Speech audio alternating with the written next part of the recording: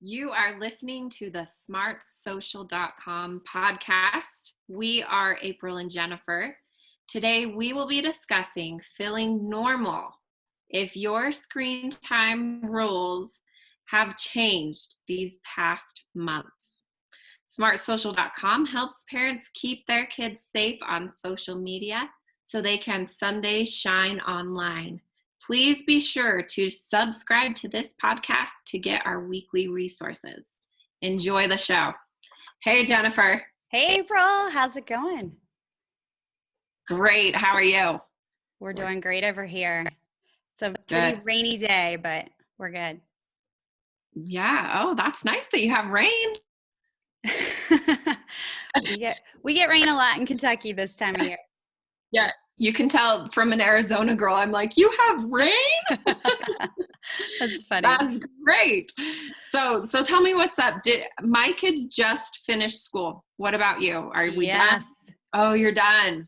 We are. Friday was our last day. So we are full into summer break and we cannot be more excited. Yes, us too. I feel like at the end, it was intense. Like I was bless the teachers who kept these Zoom calls going, and because towards the end I was like, I'm not gonna make it. But we did. I know. Thank goodness for self-sufficient children, right? Oh yes, amen to that as well. So are you feeling overwhelmed like about summer, and is it going to look different because some things are going to be closed down? What is that looking like for you? That is a good question. It will not look too much different from our expectations of summer for the most part. We do a lot of outdoor activities with the 4 kids. We go to a lot of parks, we'll go on hikes, we'll visit playgrounds, and I don't know if the playgrounds will be open around here, actually. I couldn't tell you if they open them back up, which is interesting. But all our parks had caution tape up and everything all spring. But we will pack up a lunch at about 10 o'clock in the morning and head out for the day and come back at about 2. So we're used to being outside. We do go to the zoo a lot, which has not opened up. Of course, we visit friends, and people haven't really made a decision on that, I feel like, around here yet. Families haven't decided if they're hanging out or not. Wow. I know. And then I will say, if our pool does not open, our swim club, that will be a big game changer for us. But as far as, we don't do a whole lot of camps that we rely on. Vacation Bible School got canceled, and I think some of the sports camps haven't decided yet. But no, I'm not feeling too overwhelmed about that. I feel like my kids are very used to just playing outside and making good with what we have. Yeah, that's good. And I guess I'm pretty much the same way because I live in a small town. And so we don't rely on a lot of extra things. We are as well, I live in the mountains of Arizona, so we spend a lot of time outside just exploring, and so we don't rely on things like that. But I will say, so my brother and his little family, they live in the city. They live in Phoenix, that area.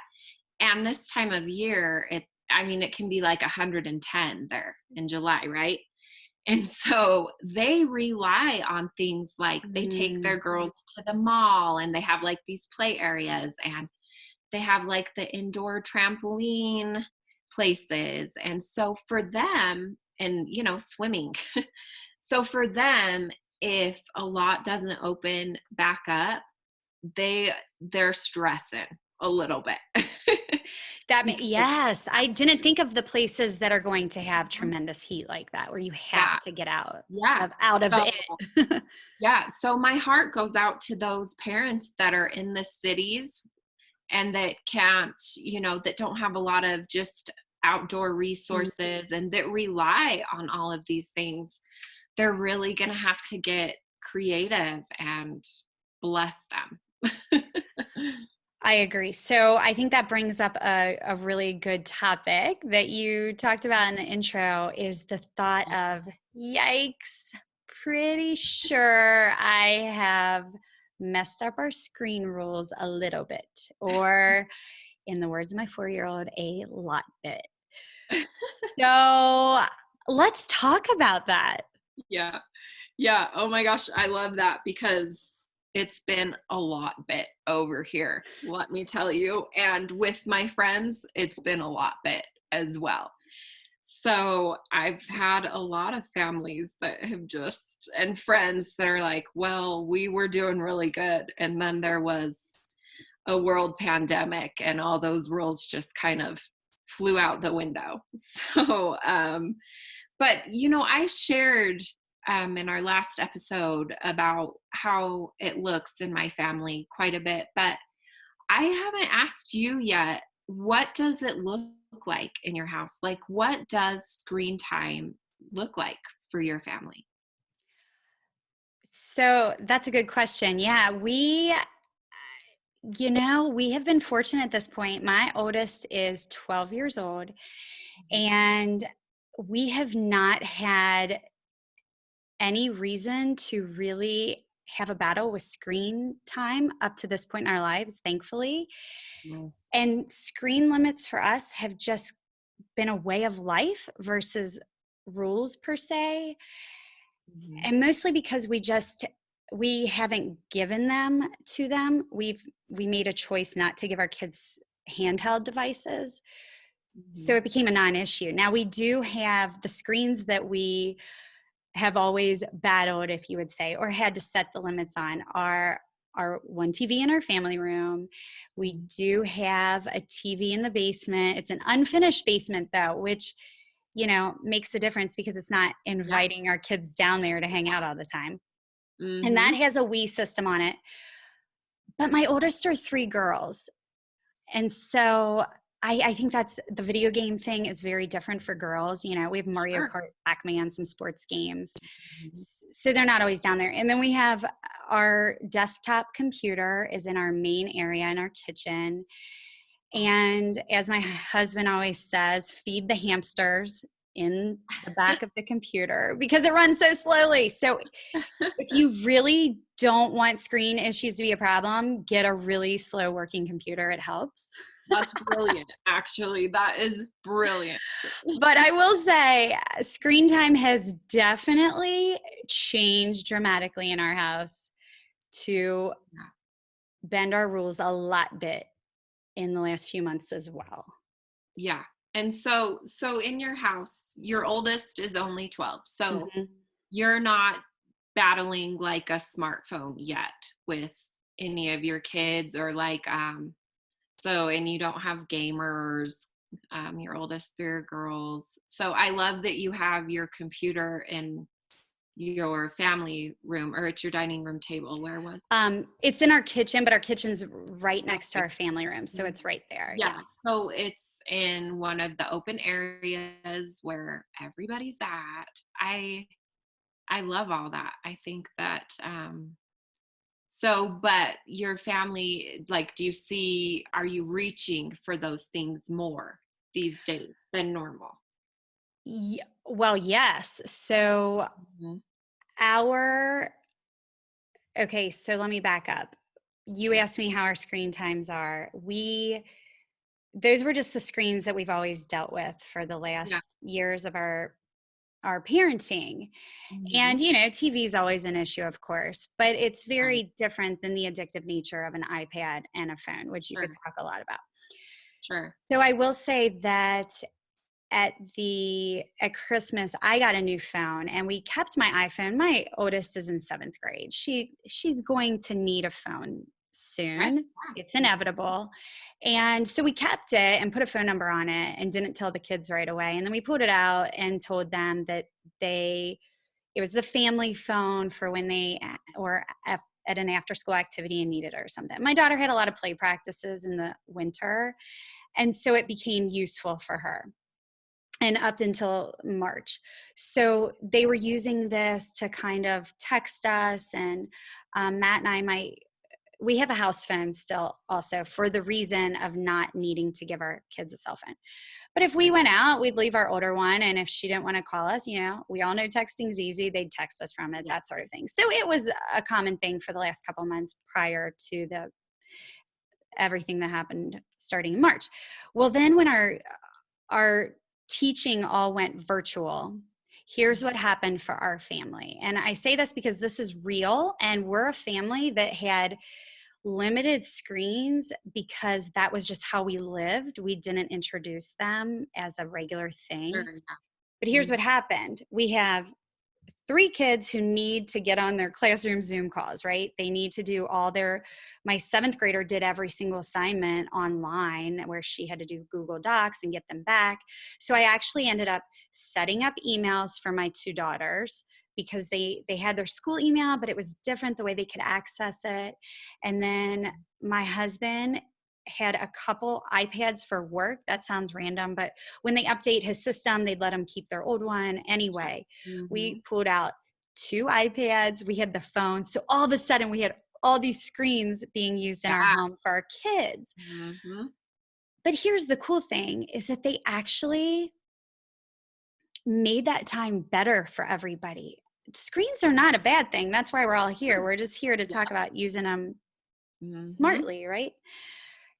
But it led to my kids being able to FaceTime their cousins whenever they wanted, them being able to email their friends, emailing me, which was fun for them in the same house. They just thought that was cool. And I love that they got some practice in a safe way and in a useful way.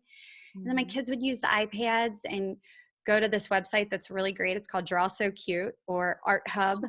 They're on YouTube and Mm-hmm. you draw step by step. So my 8-year-old could sit down on the iPad and draw with my 4-year-old, and they would draw step by step Disney characters or trains or cars or whatever. So the screens were such a nice introduction in a safe way where my kids saw them as such useful technology that made Yes. our days better and a lot less stress. So Mm-hmm. that could be a whole episode in itself. Oh gosh, yes. So tell me, what about you guys? Because and there were definitely, we have to talk about the limits that because we became Right. lax with, sure, you can look up a YouTube video on art stuff, and then they're looking Yeah. up craft stuff and all innocent things, but Sure. 45 minutes later, we're like, really? You can't find a craft to do? You just watched 4 Mhm. YouTube videos on them. But tell me about you guys then. How's it changed for you? A little Yeah. bit, lot bit?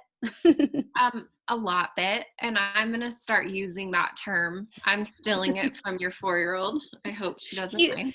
Or is it your it's boy? Nathan. Isn't it so Oh, cute? He always Nathan. says that. I'll So say, cute. do you want a little bit of, a little bit of peanut butter? I want a lot bit. Well, hopefully Nathan doesn't mind that I'm gonna use He his cute doesn't. little term. So ours has changed a lot bit as well. I'm hyper aware of this because this is what I do for a living. I go into schools and communities and I talk to parents and kids about screens and screen time. But even for me, when I am hyper aware of all of these things, I have been so much more lenient with screen time in general. My kids, like your kids, had so much stuff to do online to finish up school for the year. And then I was working from home and things were looking a little bit different. And I think a lot of us parents I felt so overwhelmed that I was like, sure, you want to watch funny cat videos for an hour? Enjoy them. Just don't ask me for a cat afterwards? That's And I hilarious. just feel like that's okay sometimes. Like, we're all human, and parenting through a global pandemic is different than normal life. It just is.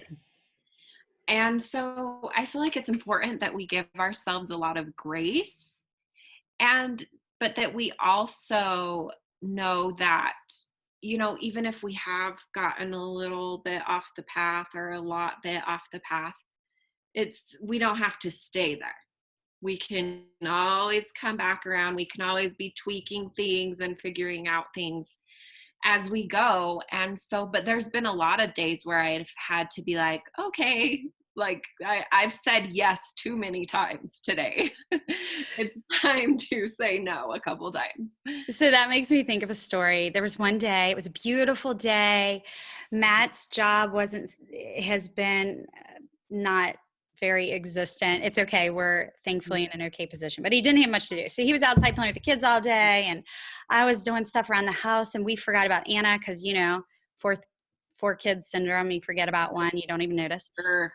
Amen. And all of a sudden we were like, where's Anna? She's our oldest. And she was sitting, she had a Zoom call with her class, but three of them total, had set up a separate one, or like, I don't know how they did it, go through Google Classroom, Google Meet or something, whatever it was. Yeah. We said, how long have you been on here? I don't know, when our science class ended. And what time did your science class end? And I don't know, 12 or 12:30 or 1. And we said, okay, we want to pull up all the data. So, she's pulling it up. Uh-huh. Okay, this is so terrible, but we figured out she had been sitting with them for 3.5 hours. Oh my gosh. But we didn't even notice. Right. But Yeah. now, in her defense, they were playing this game where, I don't know, these bugs eat some lines across the screen. I don't know what it is. And just talking and having fun. And she said, Mom, if I was hanging out with them, we'd be hanging out for 3.5 hours and you wouldn't say anything. And it's true. She wasn't doing anything bad. But the point of that is, it just happens like that. And we all know it. But the slippery slope. And I remember saying to her, wow, aren't you a lucky girl today? And she was like, yeah, I am, But I think we have to have fun with that with our kids too. And she was taking advantage of Mom and Dad not paying attention to her. That's a totally normal act from a 12-year-old. So it's my fault, really. So I can't condemn her for it at all. And, we talked about it later and just kind of said, please just tell us when you're getting on. And we know you want to hang out with your friends. Right. But it happens to everybody. It does. I would love to know, April, has any family talked to you about anything that I just talked to you about, but they're really concerned for it, or anything about struggling with screens at home right now and not knowing how to come back or something?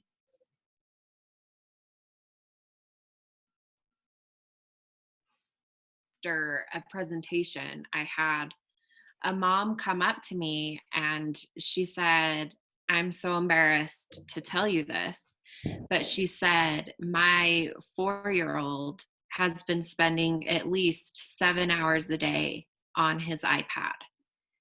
And I was like, okay, woo. And she got kind of emotional, and she was like, she had lost her job through this whole pandemic, and her husband was barely working, and she just felt so overwhelmed with life in this moment that she thought, I just can't deal with one more thing. And so just slowly, she just kept letting it take control until here she is now, where this little 4-year-old boy spends the entire day on an iPad, and she just feels like she's gotten so far off that she doesn't know where to start to come back to a normal, healthy place with technology. And so that just a couple of things that I told her is, you get to choose what you want your family dynamics with technology to look like. It doesn't have to stay this way. You don't have to stay this far off. Let's work through the guilt. Guilt doesn't help the situation. It is what it is, and it's okay, and you can dig out of it. And for some parents, they need to do a little bit of digging out.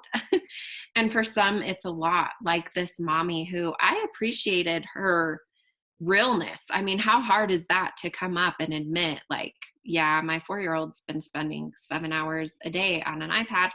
But for some families, that's reality. That's what this is looking like. And I think number one is it's just important to realize that there's a problem there and that we need to get back to a little bit of normalcy. And Mhm. whether that's setting restrictions or just making more opportunities to where they want to put those screens down and enjoy family time. It, yeah, it was a good conversation. And I think that she left feeling hope. I hope so, anyways, because I said, just start small, just do these little things here and there. You don't have to, it wouldn't be healthy for her to take the iPad and cold turkey from her 4-year-old, because it's dopamine, just like a drug is, and he would have a really hard time detoxing cold turkey from that. So I told her, take 2 weeks and slowly every day drop 30 minutes off of his time on an iPad. Have your device free dinners. Do these little things. So those are the tips I gave her. Like, Jennifer, what wise words do you have for parents that have gotten off the path a bit? Well, I will add to that, but I want to say you said, I Yeah. hope that she has hope in, Yeah. in getting out of this. And I'm going to tell you, I want to encourage you in something you said to keep saying it. You Sure. said, I said to her, you get to choose what you want for your family. It doesn't have to be that way. And the way you said that, April, made me think, oh, you're right. It doesn't have to Yeah. be that way. So I think you just saying that hopefully made her feel so okay with it. You know what? Every time we are going to mess up as parents all the time, but whether Oh, by the world standards or yeah. our standards or these crazy expectations we set for ourselves. And it's okay. Every day we can start over. Now, this is maybe a silly comparison, but I'm thinking, you know, my house has gone through seasons where it is in shambles, disorganized, crazy chaos for months and months and months. And I feel like I can't do this, but I don't have to keep it that way. It is my choice. There are a lot of things, and a lot of times I chalk it up as, well, it's a season of life. It's going to be this way. Well, it may be this way, but that's my choice, really, because I can put systems in place. I can take a whole weekend to declutter my house if I want. I can be more strict on my kids putting their stuff away and having chores. And so, yeah, it's hard to dig out of that feeling of a disorganized house, for example.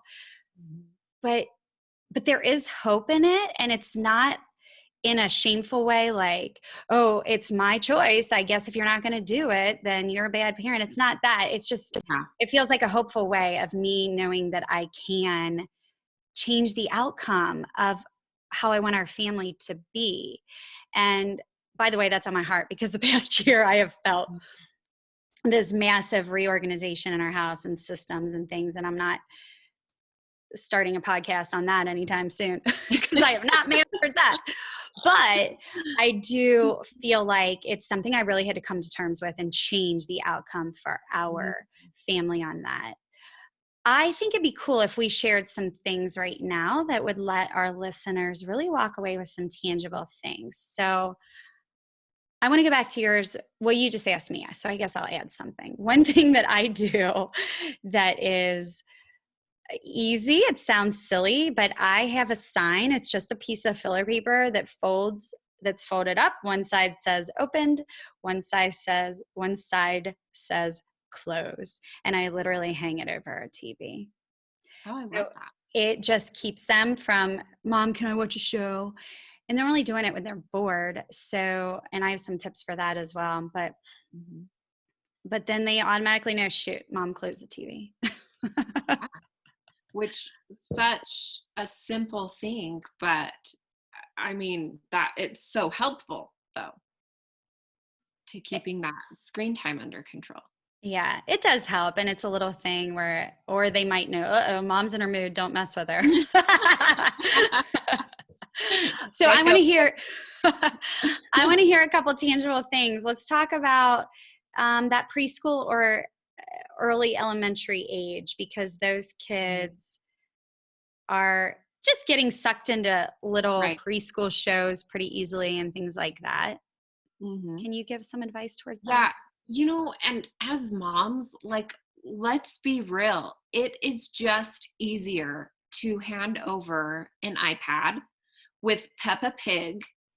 And if we wanted to, we would not hear a peep from our little toddlers for hours. Like, that's just being real. It's just the truth. And have I done that before? Unfortunately, yes. We probably all have. Because being a mom is exhausting. But it's also really important that we don't become lazy parents and let those screens become our children's babysitters, Mm. because it's putting that dopamine on our babies' brains. And so for me, um, like my youngest is 3. And so I don't put anything where that I don't have an iPad in his reach, because seriously, if the iPad was in his reach, he could probably figure out how to pull up his Thomas the Train or whatever it is. They're brilliant. And so simple things like just not having it such easy access, and with kids, just creating moments where, I mean, they want you, they want they're kids, they want to go out back with you and run around. And so it can be things just as simple as creating tech free moments, or it can be as thought out as getting a kitchen timer and setting it next to whatever device is your kids' go to. And when they want on it, you turn that kitchen timer to whatever amount of time you choose, because it's, of course, easy for them to lose track of time, and it's easy for you to lose track of time, because you can get sucked into technology so easily. Mhm. And so there's so many just little things that you can do. Family nights, that you plan one night a week that is family night, and the family knows that all devices go in a basket during family night. Just these little tiny things that make it feel less overwhelming to these families that just don't know where to start. Absolutely. I would add that I think sometimes you have to go back to the root of why this is a problem. So, is the, am I putting the TV on for Nathan to sit in front of because I need to get all the laundry done, but really I should have done the laundry last night because I know that would have alleviated this today. And then I wouldn't have felt guilty putting him in front of the TV because I would have had my thing done or whatever it is. I think Yeah. we got to go back to figure out why we do that. And I know that's not always easy and it's not always going to work that way. Mhm. I also think that that also comes up with why are our children asking to watch it? So maybe my daughter says, can I watch a show? And it's because she's really just wanting to sit down and be lazy. Yeah. and she wants to be lazy because it's a dreary day and she wanted to play with a friend and they're not home or whatever it is.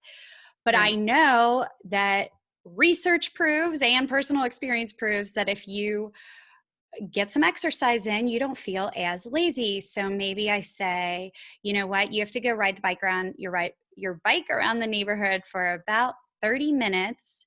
And then I want you to come back and see how you feel. And then maybe when they come back, they've forgotten, they found another friend in the neighborhood, they did this, whatever it is.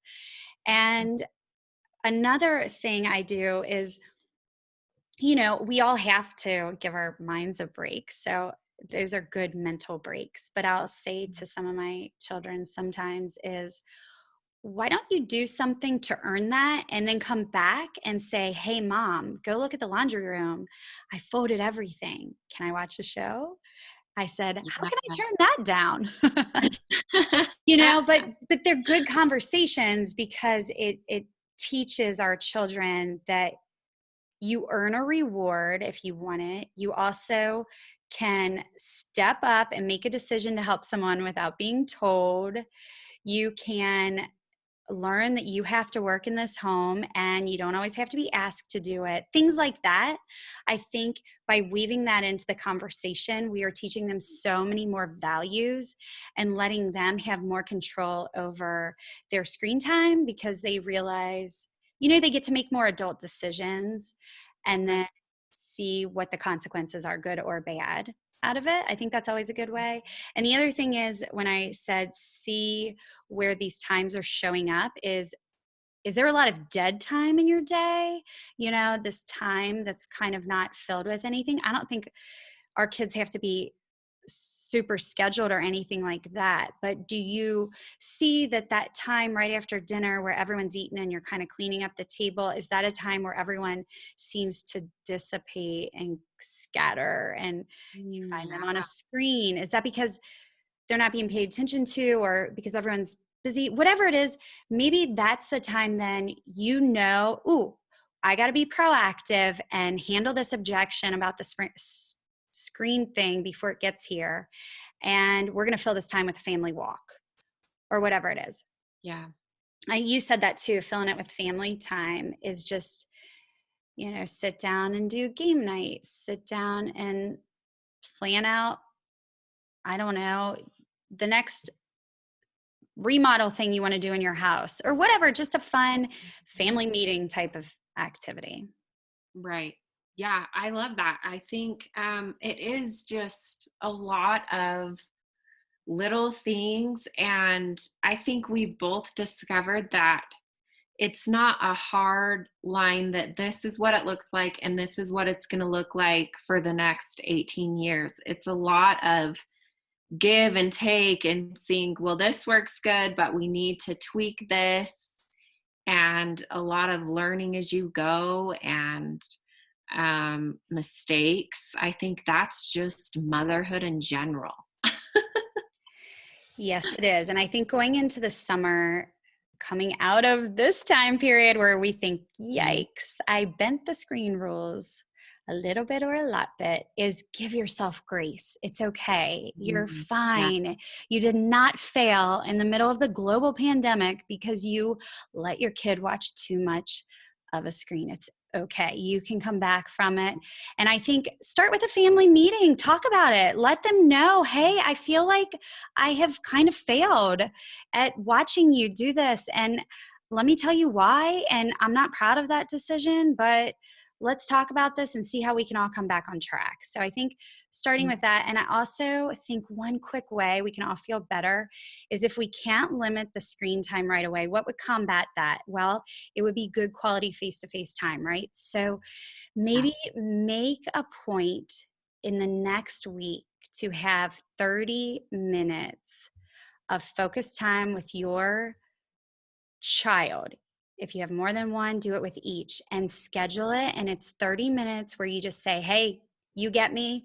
You get my undivided attention, my eye contact. You pick what we're going to do, and we're going to do it. So I think we could all challenge ourselves to do that, and then we'll feel better. And if the screen time's a little out of control still, you got that quality time in. Yes. Ooh, I love that. I think that is a great takeaway for today. The 30 minutes. That's perfect. I love it. Now that means 2 hours for us, April. I know. You got a lot of kids, girlfriend. We got it.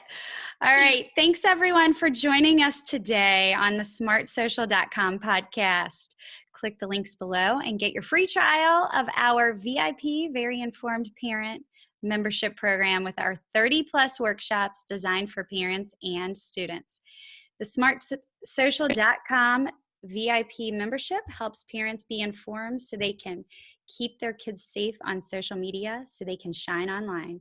Click the link below to learn how to bring our message to your community via a live remote presentation that helps parents and students shine online.